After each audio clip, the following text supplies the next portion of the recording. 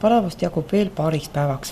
Kõrvetavat päikest on aga täna vähem, sest idakaarest kandis õhuvool meile niiskust, millest jagub enamasti vaid pilvede tekkeks. Aga üksik käikesevihma hoog on ikka võimalik. Täna on tõenäosus suurem Ida- ja Lõuna-Eestis, homme Edela- ja Lõunaservas. Tingimused loob selleks survet avaldav madalrõhuvöönd.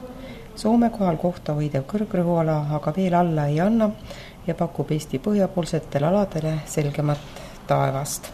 Prognoos homseks. Täna õhtul on veel pilvi, millest üksik hoog vihma võib tulla. Pärast keskööd läheb aga taevas selgeks ja ilm on sajuta. Puhub kirde ja idatuul 2–8 meetrit sekundis, sooja on 12–17 kraadi. Päeval on põhja pool taevas enamasti selge, lõuna pool on pilverünkasid, millest ka kohati hoog vihma võib tulla, on näikese võimalus.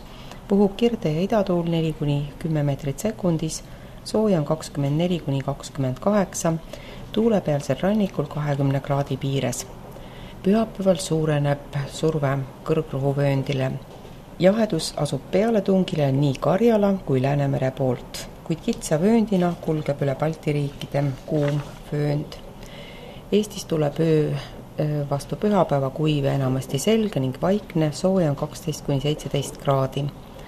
Päev on mandril enamasti päikeseline, saartel võib päeva peale lisanduvast pilvedest, aga hoog vihma tulla pole välistatud käike. Tuul on nõrk, vaid äikese ajal on tugevamaid puhanguid. Sooja on 24–29, vaid merepriis jätab kitsad rannikualad jahedaks. Esmaspäeva jooksul annab kuumus tõenäoliselt alla. Õhumassi vahetus saab teoks siin-seal tuleva hoovihma ja äikesega. Tuul pöördub idakaarest läänekaarde ja veidi tugevneb, sooja on öösel 11–16, päeval 17–22, Ida-Eestis veel kuni 25 kraadi.